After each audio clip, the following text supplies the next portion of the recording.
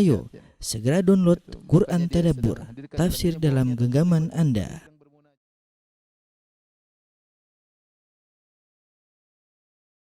Bismillahirrahmanirrahim. Assalamualaikum warahmatullahi wabarakatuh.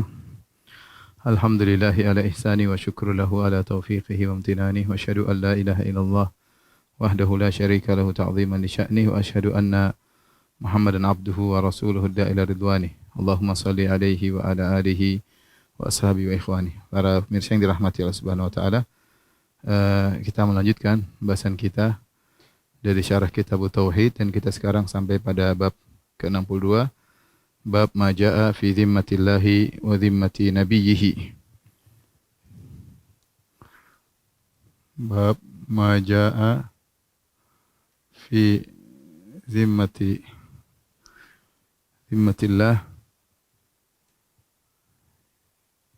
zimmati nabiyhi.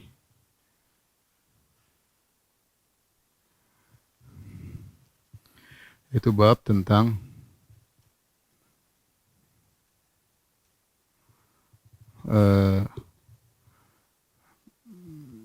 tanggungan Allah, ya,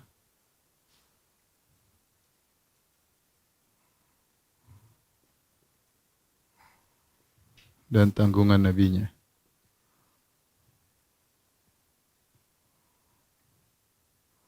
Maksud tanggungan di sini, zimmah maksudnya di sini, zimmah adalah al-ahad, yaitu janji, ya. Al-ahad itu janji, ya. Nanti insyaallah akan kita jelaskan maksudnya. Kemudian Syekh Abdul Wahhab rahimahullah taala membawakan firman Allah Subhanahu wa taala, wa qauluhu ta'ala wa aufu bi ahdillahi idza ahadtum wa la tanqudu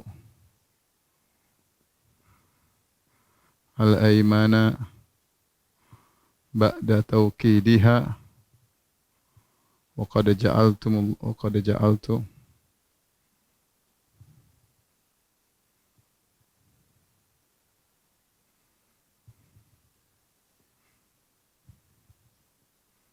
kafila innallaha ya'lamu ma tasna'un.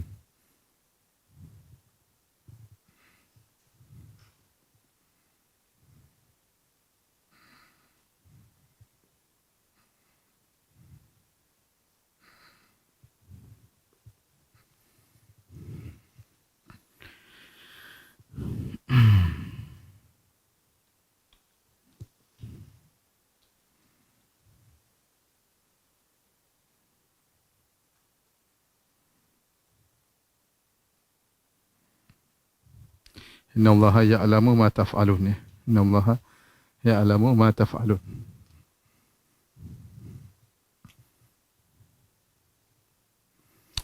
Baik, Allah Subhanahu wa taala dalam surat An-Nahl ayat 91, kata Allah Subhanahu wa taala, tunaikanlah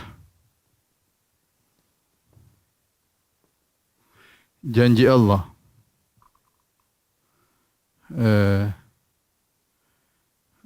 janji kepada Allah, idza ahadtum, jika kalian berjanji, wala tanqudu, janganlah kalian batalkan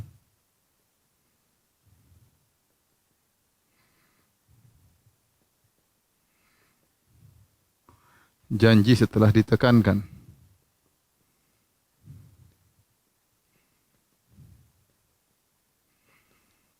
Sementara kalian telah waqad ja'altumullah, sementara kalian telah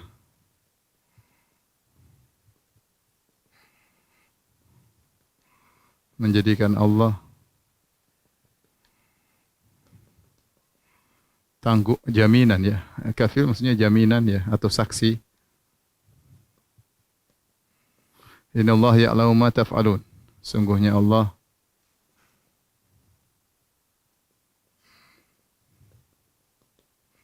mengetahui apa yang kalian lakukan.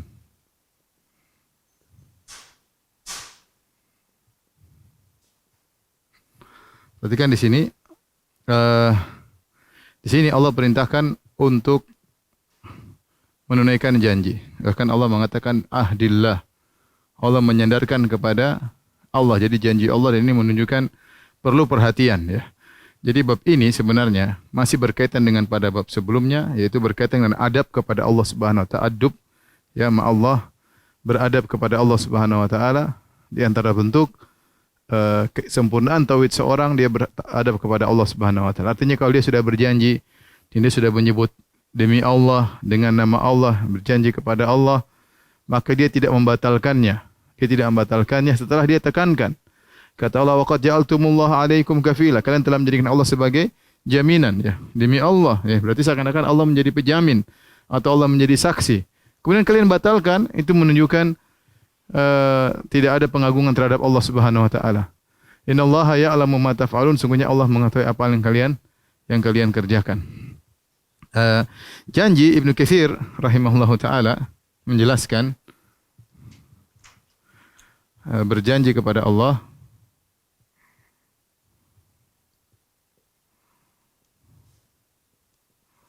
ada dua model ya.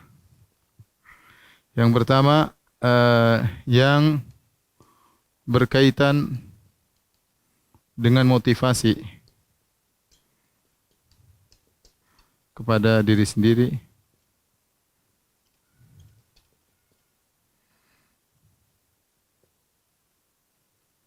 Diri sendiri untuk beramal soleh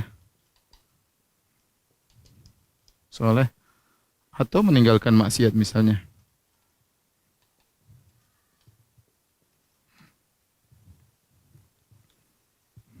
Dan untuk beramal soleh ya. Yang kedua, janji berkaitan dengan akad-akad ya. Akad-akad ya. Akad-akad atau perjanjian-perjanjian dengan pihak lain. Nah, perjanjian yang ini ya, yang ini kata Ibnu Katsir ini yang jika seorang melihat yang lebih baik, maka dia boleh batalkan. Batalkan dan membayar kafarah. Dan ini berdasarkan hadis Nabi sallallahu alaihi wasallam. Ya. Dalam satu hadis Nabi sallallahu alaihi wasallam bersabda ya.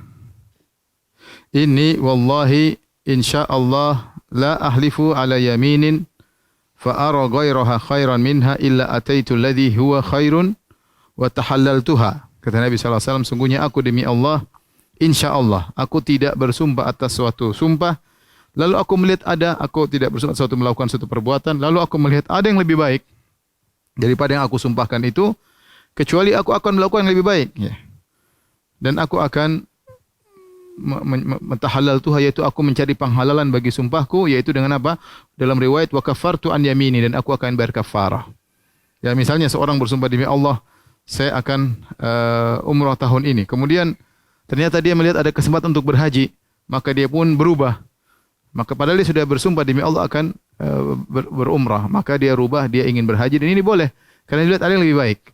Tinggal bagaimana caranya? Tinggalnya dia bayar kafarah dan dia batalkan sumpah pertamanya dan dia berpindah kepada perkara yang lebih baik, dan ini diperbolehkan.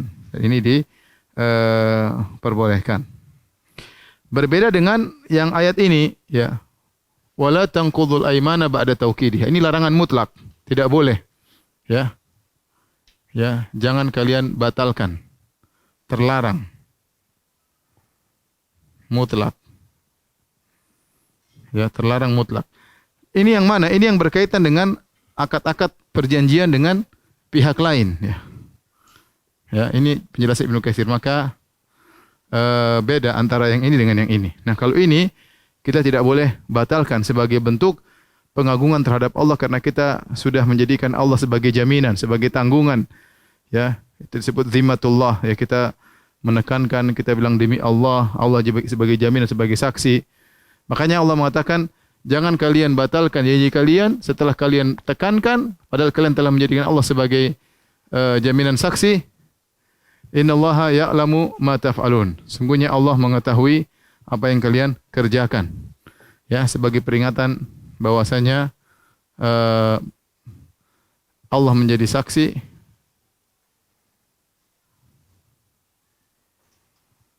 berbeda dengan saksi-saksi yang lain. Kalau saksi yang lain bisa kita tipu, bisa kita bohongin, bisa kita sembunyikan sebagian, ya, saksi lain juga bisa lupa, ya, tidak tahu apa yang kita lakukan. Beda kalau Allah menjadi saksi. Innallaha ya'lamu ma taf'alun. Allah mengetahui apa yang kalian lakukan. Ingat, saksinya adalah Allah, jaminannya adalah Allah Subhanahu wa taala. Maka dalam kondisi ini seorang tidak boleh membatalkan janjinya kepada Allah, ya. Jadi perhatikan, inilah maksud dari ayat ini sebagai bentuk adab kepada Allah, sempurnaan tauhid. Itu seorang tidak boleh membatalkan janjinya jika dia sudah berjanji kepada pihak lain. Kenapa? Karena dia menjadikan Allah sebagai tanggungannya. Berbeda dengan janji yang berkaitan dengan motivasi untuk beramal soleh. Maka ini boleh dibatalkan jika seorang melihat ada yang lebih baik sebagaimana yang dijelaskan oleh Nabi SAW dalam hadis yang sahih. Kemudian bahwasanya kita tahu mengingkari janji, ya, itu adalah ciri-ciri orang-orang munafik, ya. Dalam dalam banyak hadis, di antaranya ayatul munafik salas, ya, bahwasanya tanda-tanda orang munafik ada 3. Di antaranya, ya, wa idza wa'ada akhlafa, jika dia berjanji dia menyelisih. Wa idza ahada qadara, ya, wa idza ahada qadara, jika dia wa'ada akhlafa, dia berjanji sama orang dia menyelisihi. Wa idza ahada, sudah dia bikin perjanjian dia berkhianat, ya. Apalagi dia berjanji dengan menyebut nama Allah, ternyata dia tidak tunaikan. Ini menunjukkan dia tidak ada pengagungan terhadap Allah. Jadi seorang kalau sudah berjanji kepada Allah, maka harusnya dia tunaikan. Jadi pembahasan yang kemarin, ya, ini lebih spesifik, ya, mirip, yaitu kita mengagungkan Allah dengan menunaikan janji tatkala kita sudah menyebutkan nama Allah. Kita lanjutkan hadis yang berkaitan dengan bab ini. An Buraidah bin Husayb radhiyallahu taala anhu, ya, beliau berkata, kana Rasulullah sallallahu alaihi wasallam idza amara amiran ala jaishin aw sariyatin awsahu fi khassatihi bi taqwallah, ya. Adalah Nabi sallallahu alaihi wasallam jika mengangkat suatu pemimpin dalam suatu pasukan, yaitu menjadi pemimpin perang, au sariyah, sariyah itu pasukan-pasukan kecil, ya, ausahu fi khassatihi bi taqwallah, maka Nabi sallallahu alaihi wasallam menasihatinya, ya, secara khusus untuk bertakwa kepada Allah Subhanahu wa taala, ya. Ini penting. Jadi Nabi memberi nasihat khusus kepada sang pemimpin agar bertakwa kepada Allah karena mau berangkat untuk berjihad di jalan Allah Subhanahu wa taala. Kemudian waman ma'ahu minal muslimin khairan, dan juga Nabi sallallahu alaihi wasallam berwasiat perkara-perkara yang baik, ya, kepada kaum muslimin, ya. Atau maksudnya Nabi sallallahu alaihi wasallam memberi wasiat kepadanya, ya, untuk bertakwa kepada Allah Subhanahu wa taala dan untuk berbuat baik kepada pasukannya sesama kaum muslimin. Tsumma qala, kemudian Nabi sallallahu alaihi wasallam bersabda, "Ughzu bismillah fi sabilillah." Ya, berperanglah dengan menyebut nama Allah di jalan Allah Subhanahu wa taala. Qatilu man kafara billah, perangilah orang-orang yang kufur kepada Allah. Ughzu wa la taghullu wa la taqdiru wa la tamthulu wa la taqtulu walida. Kata Nabi sallallahu alaihi wasallam, berperanglah wa la taghullu, dan janganlah kalian berbuat gulul. Berbuat gulul maksudnya adalah mengambil harta ghanimah sebelum dibagi. Ya, mengambil harta ghanimah sebelum. Kita tahu bahwasanya kalau terjadi peperangan, maka setelah mengalahkan musuh, harta diambil dan ghanimah dan dibagi kepada para pasukan. Nah, kalau ada yang mengambil harta ghanimah tersebut sebelum diserahkan kepada Amirul Jais, kepada kepala pasukan, dan dia yang membagi, kemudian dia ambil terlebih dahulu, itu namanya gulul. Ya, dan itu mengantarkan kepada neraka jahanam, ya. Sama juga kata Nabi sallallahu alaihi wasallam, hadayal ummal ghulul.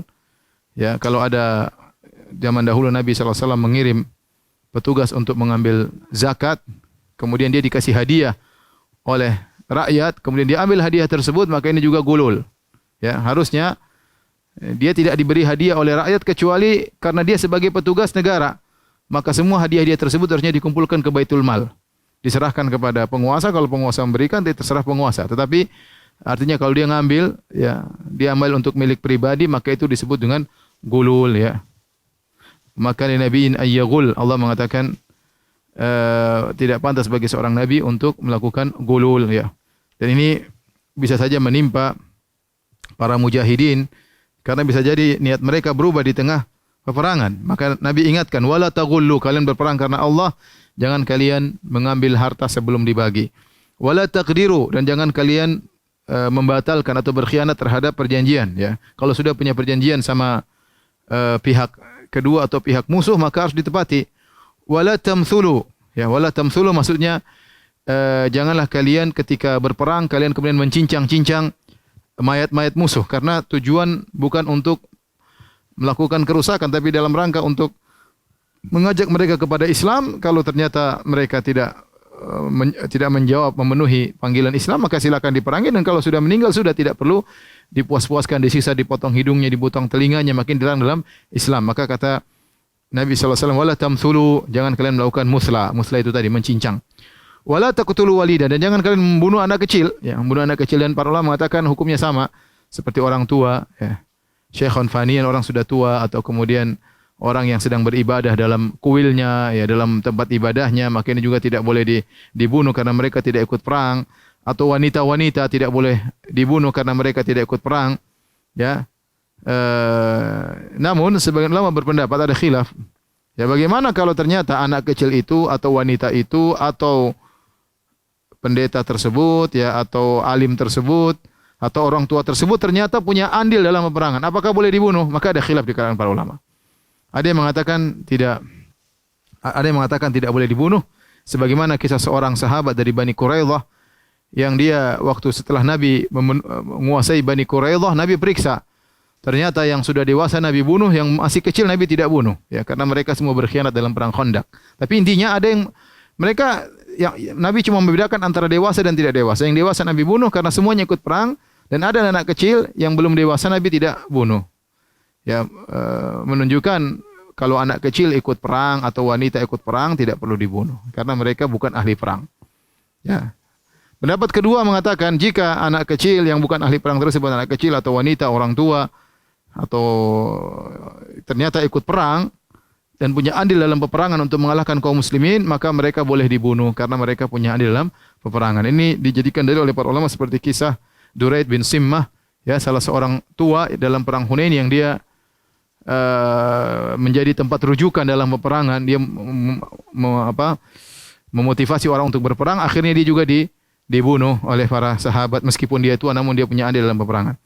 Tapi intinya hukum asalnya tidak boleh membunuh orang-orang yang tidak ikut dalam berperang, ya. Kemudian kata Nabi sallallahu alaihi wasallam, "Wa idza laqita aduwaka minal musyrikin." Jika kau bertemu, wahai sang amir, Nabi kasih nasihat kepada sang amir secara khusus, Nabi beri nasihat kepada pasukan secara umum. Kemudian Nabi berkata kepada sang amir, sang penguasa, jika kau bertemu dengan musuhmu dari kaum musyrikin, fad'uhum ila thalathi khisalin aw khilalin. Maka serulah mereka kepada 3 perkara. Fa ayyatuhunna ma ajabuka faqbal minhum. Kalau salah satu mereka penuhi dari 3 pilihan tersebut, maka terimalah. Wa kufa anhum, dan berhenti, jangan perangi mereka. Tsumma du'uhum ilal Islam. Maka pertama, serulah mereka kepada Islam. Fa in ajabuka faqbal minhum. Kalau mereka mau masuk Islam, maka terimalah dari mereka. Wa kufa anhum, dan berhenti, jangan diserang. Tsumma du'uhum ila tahawul min darihim ila daril muhajirin. Kemudian perintahkan mereka untuk berpindah dari negeri mereka kepada kota Madinah, Darul Muhajirin, ya. Dahulu orang-orang diperintahkan untuk berhijrah ke kota Madinah karena kota Madinah adalah negeri Islam. Wa akhbirum annahum in fa'alu dzalik falahum malil muhajirin wa alaihim ma'al muhajirin. Kalau mereka melakukan demikian, kalau mereka berpindah dari kampung mereka menuju kota Madinah, maka bagi mereka apa yang merupakan hak kaum muhajirin, dan wajib bagi mereka apa yang merupakan kewajiban kaum muhajirin. Fa in abau an yatahawwalu, kalau mereka enggan untuk berpindah dari negeri mereka menuju kota Madinah, fa akhbirhum annahum yakununa ka'arabil muslimin yajri alaihim hukmullahi alladhi yajri 'alal mu'minin wa la yakunu lahum fil ghanimah wal fai' syai'. Kata Nabi, kalau mereka tidak berpindah maka hukum mereka sama seperti orang-orang Arab Badui dari kaum muslimin, maka berlaku kepada mereka hukum Allah sebagaimana berlaku kepada kaum mukminin, tetapi mereka tidak berhak mendapat ghanimah, tidak berhak mendapatkan fai' sama sekali. Illa ayyujahidu ma'al muslimin, kecuali mereka berjihad bersama kaum muslimin. Fa inhum abau fasalhum al-jizyah. Sekarang yang kedua. Kalau mereka tidak mau masuk Islam, jadi kalau masuk Islam perinciannya begini kata Nabi sallallahu alaihi wasallam.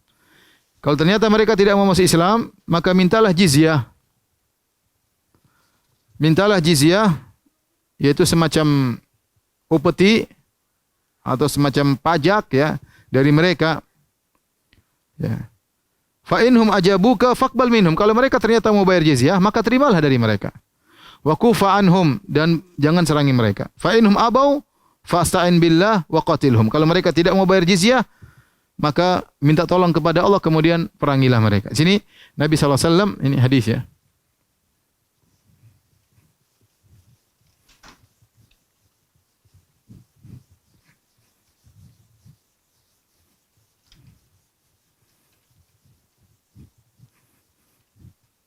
Kata Nabi sallallahu alaihi wasallam tatkala berperang, Nabi mengatakan, berilah mereka satu dari tiga pilihan. Mana tiga pilihan tersebut mereka pilih, maka terimalah ya. Apa tiga pilihan tersebut? Yang pertama, masuk Islam. Kalau masuk Islam maka ada perinciannya. Ini pilihan pertama. Yang kedua adalah bayar jizyah. Yang ketiga adalah berperang. Diperangi. Ya. Diperangi. Kalau masih Islam selesai. Kalau tidak mau boleh bayar jizyah. Di sini ada khilaf di kalangan para ulama. Ini khilaf. Apakah hanya berlaku bagi ahlul kitab sebenarnya dalam Al-Qur'an ya. Hatta yu'tul jizyata ayyadi wa hum saghirun ya, dalam surat Taubah. Ya, hanya tentang ahlul kitab dalam surat At-Taubah, atau ahlul kitab dan majusi juga boleh. Kitab dan majusi, dan ini datang dalam hadis bahwasanya Nabi juga sallallahu alaihi wasallam menerima jizyah dari majusi ya, atau umum mencakup kaum musyrikin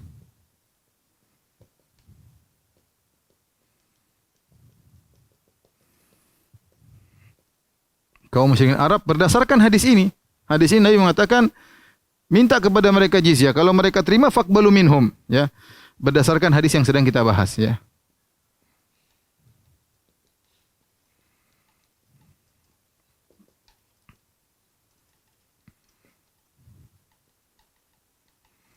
Ya. Ini khilaf di kalangan para ulama. Ya, ini dibahas dalam buku-buku fikih ya. Tetapi maksud saya ada pilihan, boleh masuk Islam atau bayar jizyah. Adapun berapa ukuran jizyah yang harus dibayar sebagai bentuk ketaatan ya, berapa ukurannya, maka ada beberapa pendapat ya. Sebagian pendapat mengatakan ya, ada khilaf juga, ada yang mengatakan kembali kepada ijtihad sang kepala negara dalam menghadapi hal tersebut. Kira-kira ukuran seberapa, dia mengatakan setiap orang bayar entah berapa dirham atau berapa dinar ya. Ada aturannya dalam buku-buku fikih disebutkan ya. Taib. Jadi kalau tidak mau masuk Islam, kemudian tidak mau bayar jizyah, tinggal yang ketiga diperangi ya. Diperangi. Jadi dalam Islam ada namanya jihad difa', ada jihad talab ya. Jihad difa' yaitu kalau orang menyerang kita membela diri. Adapun jihadut talab yaitu berangkat memerangi orang-orang musyrikin agar mereka masuk Islam ya, agar mereka masuk Islam sehingga tidak ada kekufuran ya, hatta la takuna fitnatun wa yakuna ad-dinu kulluhum lillah ya, wa qatiluhum, perangilah mereka sampai tidak ada fitnah, sampai tidak ada kesyirikan di atas muka bumi ya, atau sampai agama Islam yang unggul ya. Baik. Kemudian kata Nabi SAW, wa idza hasarta ahla hisnin, kalau engkau ternyata mengepung orang-orang musyrikin dalam benteng mereka, ya, sehingga mereka tidak bisa keluar, sehingga mereka tidak berkutik. Fa araduka an taj'ala lahum dhimmatallah wa dhimmata nabihi. Ini jadi perhatian kita di sini. Lantas ketika mereka dikepung, mereka minta keamanan, tapi mereka minta Allah dan Rasulnya sebagai jaminan. Ya, bersumpah dengan nama Allah, dengan nama Rasulullah, atau bersumpah dengan nama Allah atau dengan jaminan Rasulullah sallallahu alaihi wasallam. Fala taj'al lahum dhimmatallah, maka jangan kau jadikan Allah sebagai jaminan, wala dhimmata nabihi, dan jangan kau jadikan nabi sebagai jaminan. Walakin ja'al lahum dhimmataka wa dhimmata ashabika. Tapi kau jadikan jaminan dirimu dan juga kawan-kawanmu.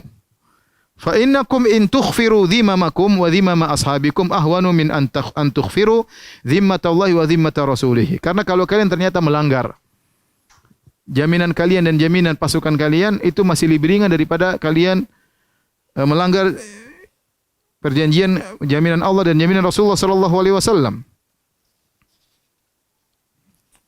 Kemudian kata Nabi sallallahu alaihi wasallam, wa idza hasarta ahla hisnin, kalau engkau mengepung, karena pembicaraan kepada sang pemimpin karena dia mengambil keputusan.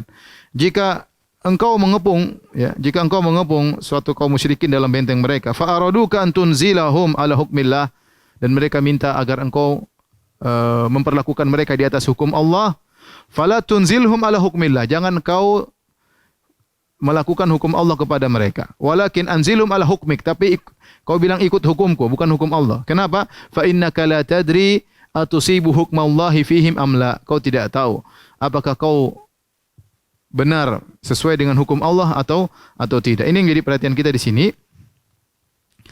Jadi kata Nabi sallallahu alaihi wasallam, wa idza hasarta ahla hisnin, kalau kau kepung mereka, fa araduka, dan mereka minta kepada engkau, anta ja'alu,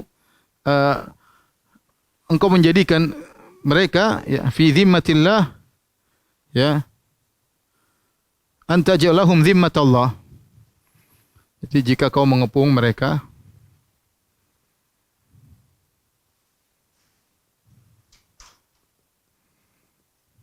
lantas mereka bikin perjanjian dengan engkau,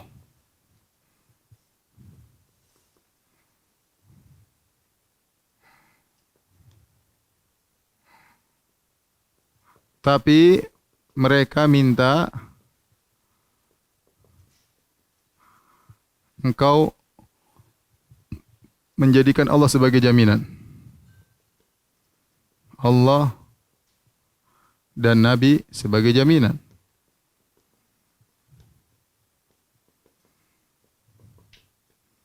Kata Nabi, maka jangan penuhi, maka jangan turuti. Tapi kata Nabi, jadikanlah ya kalian, engkau dan pasukanmu sebagai jaminan.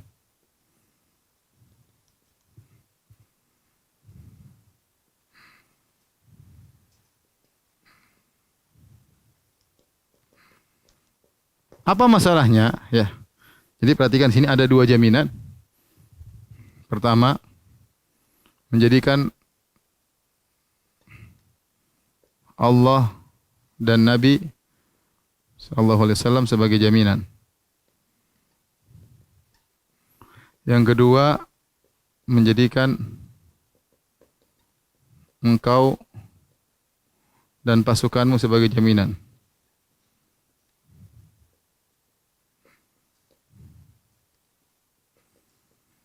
Nabi mengatakan, yang ini jangan kau lakukan, tapi lakukanlah ini. Kenapa bisa demikian? Karena kalau kau mengadakan perjanjian terus sama mereka kaum musyrik, mereka bilang demi Allah, ya, kemudian Rasulullah sebagai jaminan, kami akan melakukan demikian perjanjian dengan engkau. Kata Nabi, jangan. Kenapa? Khawatir kalian melanggar. Kalau kalian melanggar berarti kalian tidak mengagungkan Allah. Kata Nabi, kalian membatalkan janji kalian atas jaminan kalian masih lebih ringan, ahwan, daripada kalian membatalkan perjanjian dengan mereka sementara perjanjian tersebut dibangun di atas Allah dan Nabi sebagai jaminan. Di sini saya tanya sama antum sekalian, ya, para pemirsa sekalian, Membatalkan janji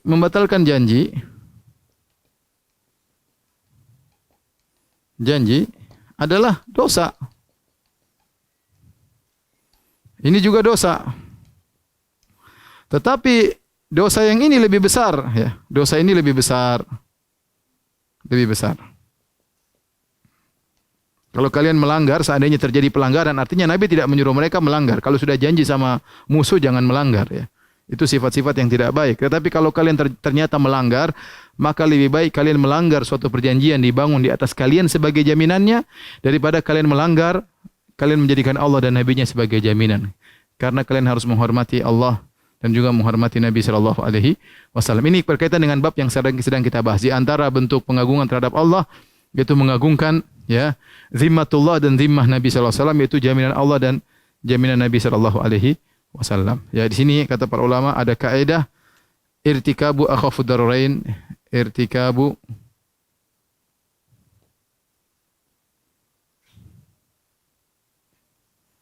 dararain, yaitu menempuh kemudaratan yang teringan. Ini dosa, tapi dosa ini lebih dingin. Karena kita enggak bisa tahu, maksudnya Nabi menjelaskan, kalau kalian mengenai perjanjian, tahu-tahu di antara sahabat ada yang melanggar, mungkin emosi atau apa yang terjadi, kan di luar dugaan, namanya peperangan, perjanjian dengan musuh, punya perjanjian tertentu, belum tentu bisa dijalankan. Maka seandainya terjadi pelanggaran, sementara janji tersebut distempel dengan stempel Allah dan Rasulnya, dilanggar lebih berat daripada yang stempel kalian sendiri. Itu maksudnya. Kemudian kata Nabi SAW, jika ternyata mereka minta agar mereka diperlakukan sesuai dengan hukum Allah, maka jangan terima. Jangan terima, ya.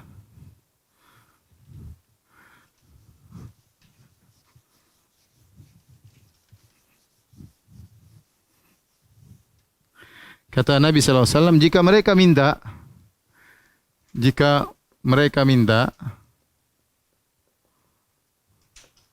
agar diperlakukan dengan hukum Allah, kata Nabi, jangan terima. Jangan terima. Jangan terima. Tapi hendaknya kata Nabi, perlakukan mereka dengan hukummu.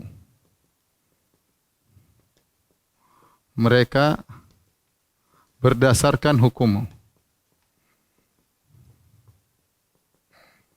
Hukummu, ya. Ini timbul pertanyaan, kenapa mereka minta diperlakukan dengan hukum Allah maka jangan diterima? Harusnya kan kita berhukum dengan hukum Allah. Kata para ulama, maksudnya ini adalah pada perkara-perkara ijtihadiyah. Ya, jika mereka minta maksudnya pada perkara-perkara ijtihadiyah.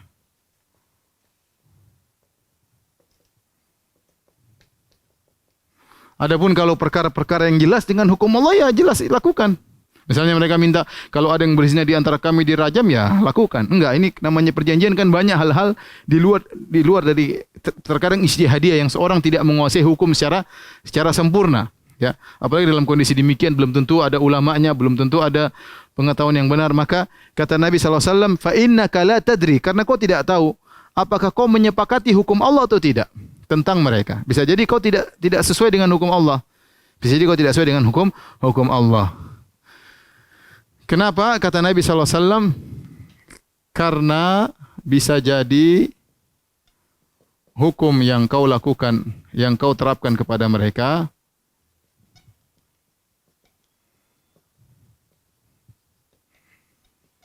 tidak sesuai dengan hukum Allah.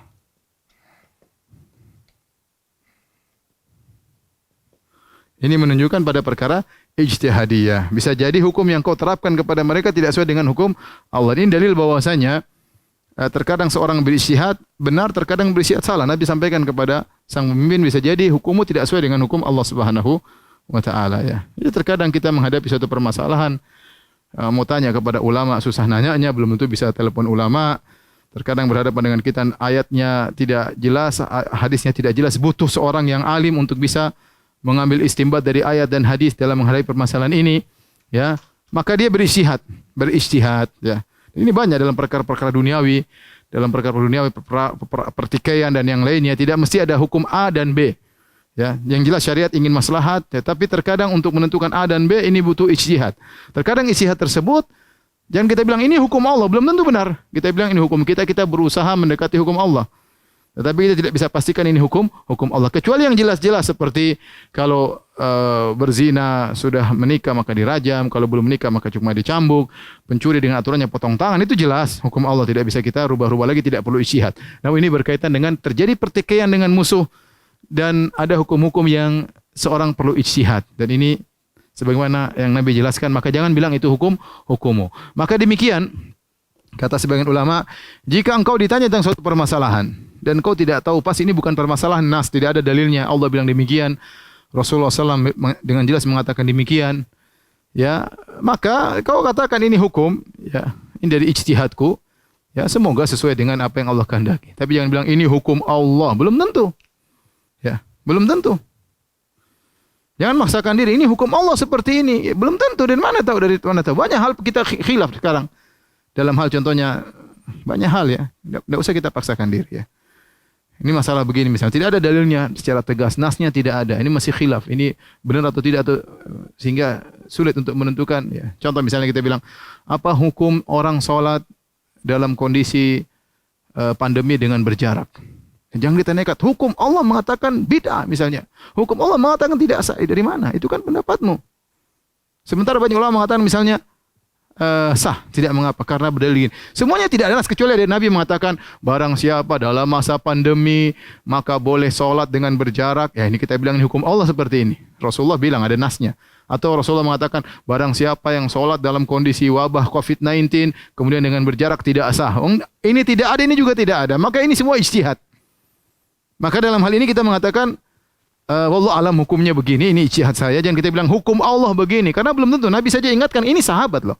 Sahabat yang mereka alim belajar langsung sama Nabi. Nabi mengatakan, innaka la tadri atusibu hukmallah fihim amla.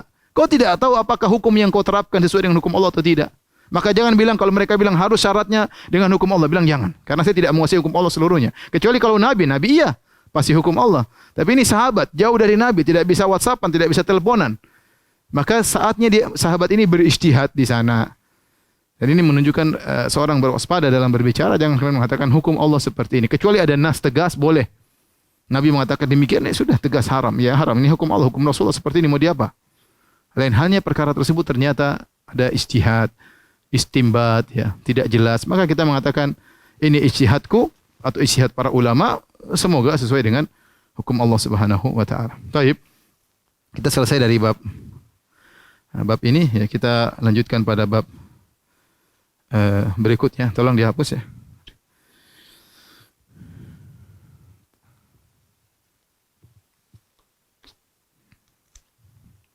Bab ke-63, bab maja'a fil iksam 'ala Allah.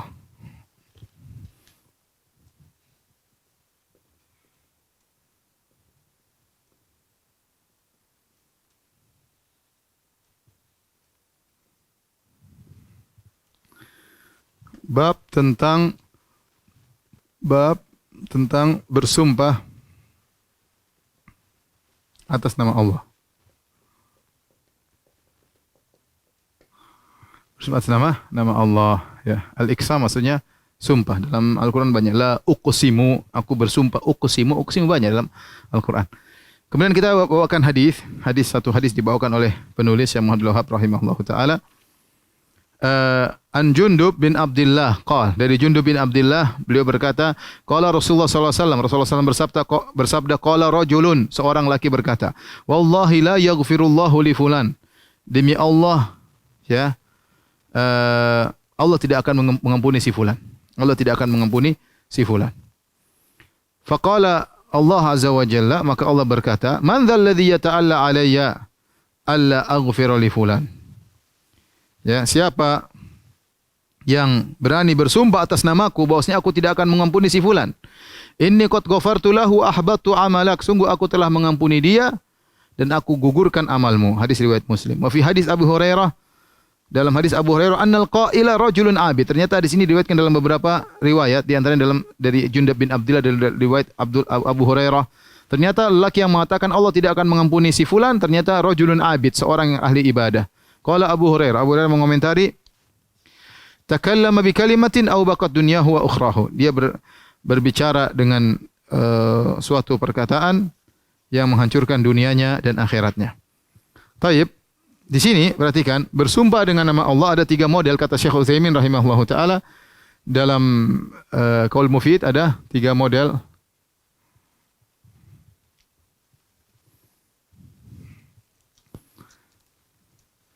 Tiga model sumpah atas nama Allah. Al-Iqsam ala Allah. Yang pertama, bersumpah dengan nama Allah berkaitan dengan hukum-hukum yang jelas dari Allah. Hukum-hukum yang jelas dari Allah. Atau dari Rasulullah sallallahu alaihi wasallam. Contoh mengatakan demi Allah. Contoh. Demi Allah. Orang musyrik kekal di neraka. Misalnya. Enggak apa-apa, ini enggak ada masalah penekanan. Demi Allah orang musyrik kekal di neraka. Enggak ada masalah. Contoh mengatakan demi Allah. Ya. Orang zalim binasa pada hari kiamat. Kenapa? Karena kata Nabi sallallahu alaihi wasallam, "Adz-dzulmu dzulumatun yaumal qiyamah." Demi Allah, enggak ada masalah. Ini bersumber dengan nama Allah, berkaitan hukum Allah yang jelas dari Allah. Taib yang kedua, bersumpah dengan nama Allah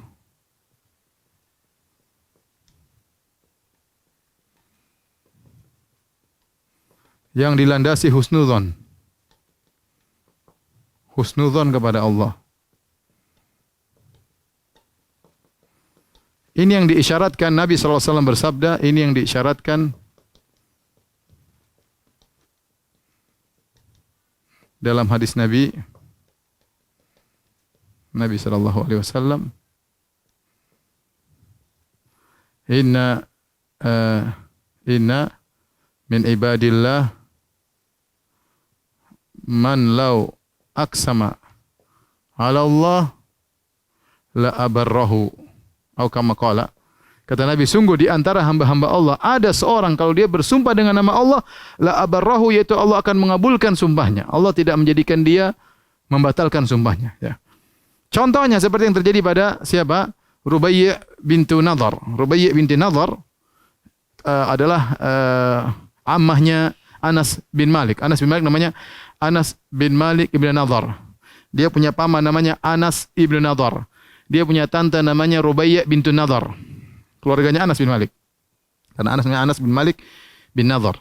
Dia punya tante namanya Rubai'. Rubai' kasarat saniyata jariyah. Dalam Sahih Bukhari dan yang lainnya, bosnya Rubai' dia mematahkan gigi saniyah, gigi seorang jariyah, masih gadis dia patahkan. Akhirnya Rubai' datang, keluarga Rubai' datang minta maaf kepada keluarga gadis tersebut, ternyata mereka tidak terima.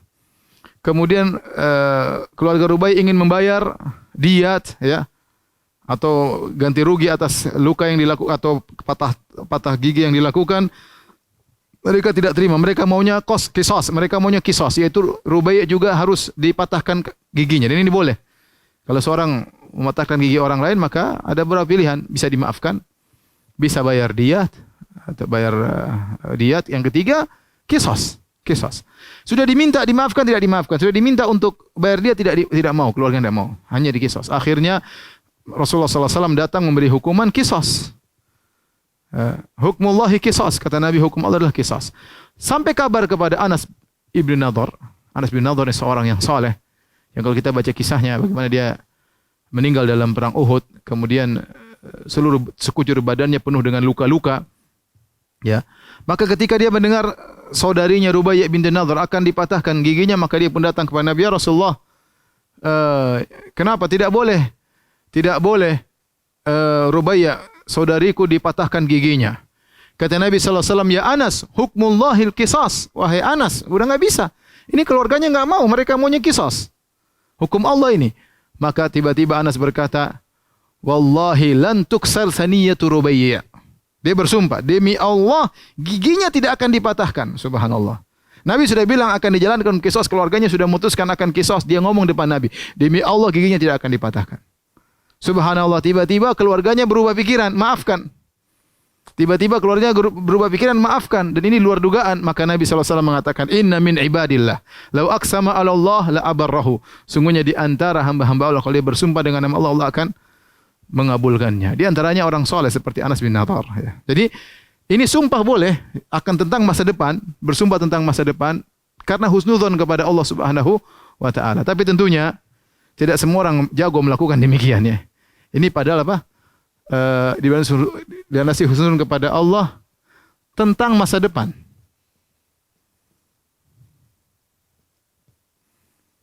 Dan ini dilakukan oleh apa? Orang-orang soleh. Contoh tadi siapa? Anas bin Nadhr.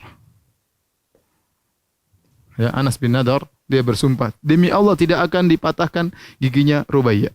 Ya, ada orang-orang seperti itu soleh. Demi Allah pasti di Allah akan begini. Insya Allah demi Allah akan begini. Ternyata terjadi. Orang tapi ya, seperti kita ini tidak berani kita seperti ini. Tapi ini orang-orang soleh, wali-wali Allah yang mereka berani mengatakan demikian dan benar.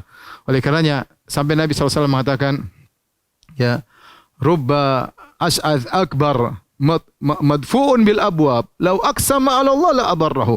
Betapa banyak orang ash'ad akbar, rambut semerawut, tubuh penuh dengan debu, kalau ketuk pintu ditolak, dia mau bertamu tidak diterima. Kenapa? Tidak dihargai oleh orang. Tapi kata Nabi, law aqsama 'ala Allah, kalau dia bersumpah Allah kabulkan keinginannya. Ya. Jadi kita jangan terpedaya dengan penampilan, dengan ada orang seperti tadi, ada orang rambut semerawut, kemudian tapi dia mungkin tulus, dia ikhlas kepada Allah. Seandainya dia bersumpah, Allah akan kabulkan. Ini model yang kedua, tidak jadi masalah. Ya. Yang ketiga yang sedang kita bahas, ini yang timbul masalah. Ya. Yaitu nomor 3, bersumpah menghukum sesuatu karena ujub, ya, atau merendahkan orang lain.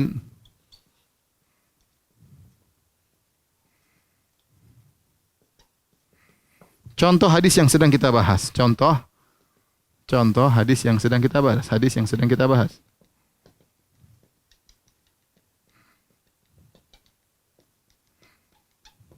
Ya. Saya bacakan riwayat-riwayat yang lain, ya.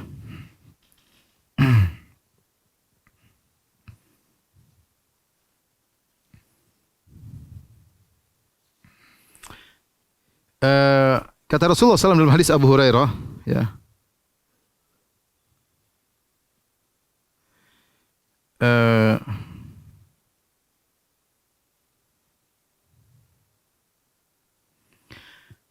kata Abu Hurairah, ya,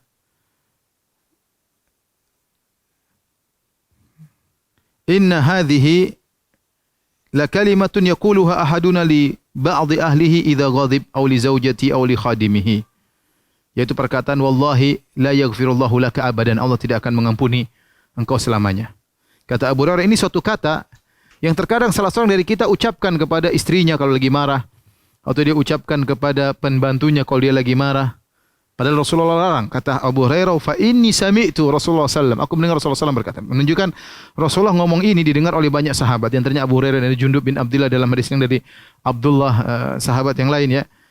Kata Rasulullah, inna rajulaini kana fi bani Israil mutahabbaini ahaduhuma mujtahidun fil ibad wal akhar kana yaqul muznib ka'annahu yaqul muznib. Ada dua orang bersahabat saling mencintai dari kalangan Bani Israel dahulu.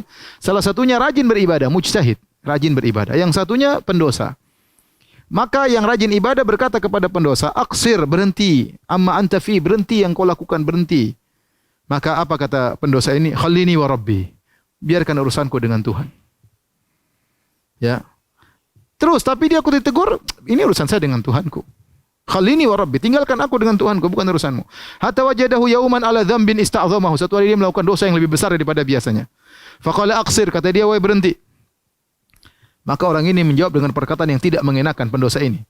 Khallini wa rabbi, tinggalkan aku dan Tuhanku. Abu ifta alayya raqiban, apakah Allah utus engkau sebagai pengawasku? Sudah cukup ada malaikat. Ya, ngapain kau ngawas-ngawas aku lagi? Tinggalkan aku dengan Tuhanku. Maka lelaki yang ahli ibadah ini jengkel. Saking semangatnya mengingkari kemungkaran, dia berkata, "Wallahi la yaghfirullahu laka abadan." Demi Allah, Allah tidak akan mengampuni engkau selamanya. Dia bersumpah, demi Allah, Allah tidak akan mengampuni engkau selamanya.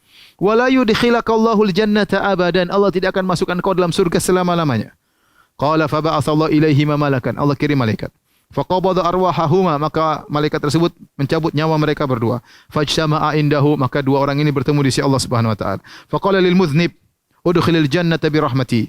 Maka Allah berkata kepada orang yang berdosa, masuk surga dengan rahmatku.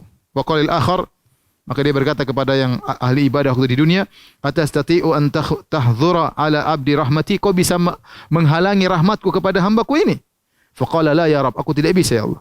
Qala idhabu bihi ila nar, pergilah engkau masuk neraka.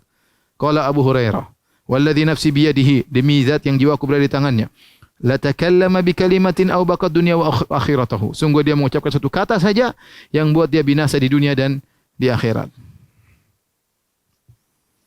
Bahkan dalam sebagian riwayat ya, dalam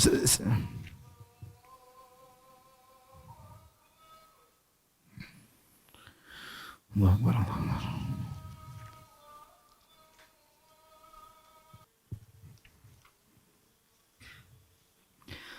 Baik, para pemirsa yang dirahmati oleh Allah Subhanahu wa taala, bahkan dalam sebagian riwayat yang satu lagi salat kemudian kakinya diinjak oleh kepalanya diinjak oleh kawannya yang kurang ajar ini. Maka dia pun marah, dia mengatakan Allah tidak akan mengampuni engkau. Jadi intinya orang ini tidaklah mengucapkan perkataan demikian kecuali dia menggunakan logikanya atau dia ujub kepada amalnya atau dia merendahkan orang lain sehingga dia merasa rahmat Allah yang begitu luas ternyata tidak bisa mengenai orang yang tukang maksiat ini. Kenapa? Berulang-ulang maksiat dikasih tahu, akhirnya dia emosi. Ini dalil bahwasanya orang kalau bernahi mungkar hati-hati. Jangan sampai dia bernahi mungkar kemudian saking dia emosi dia mengatakan kata-kata yang tidak benar. Mungkin ada orang gini, ini orang munafik, neraka. Oh enggak bisa, hati-hati. Apalagi berbicara tentang akhirat. Kalau kita bicara tentang orang di dunia, kita bilang boleh dia pembohong. Dia tapi mengatakan kamu ini pasti neraka, orang seperti kamu pasti, ini enggak boleh seperti itu. Karena kita berbicara tentang seakan-akan Allah tidak akan mengampuni dia. Ya. Maka hati-hati ya. Kita tidak boleh memvonis ya karena saking emosi dalam bernahi mungkar. Oleh karenanya bernahi mungkar juga butuh fikih, butuh ilmu. Tidak boleh orang hanya sekedar semangat bernahi mungkar kemudian dia akhirnya melampaui batas, ya. Wallahu alam, sebagian orang berpendapat bahwasanya orang ini ketika dia mengatakan khallini wa rabbi, tinggalkan aku dengan Tuhanku. Mungkin dia istighfar, mungkin dia bertobat ya.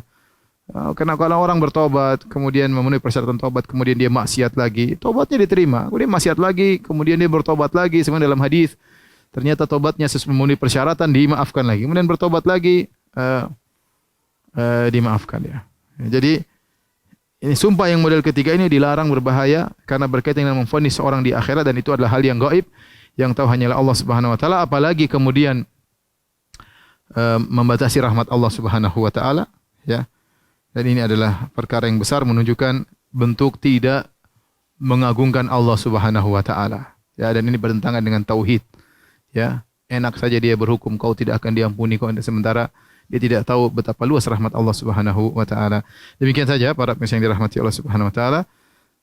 Insyaallah kita masih ada 3 bab lagi kita habiskan insyaallah pada pertemuan-pertemuan besok agar kita selesai dari kitab tauhid.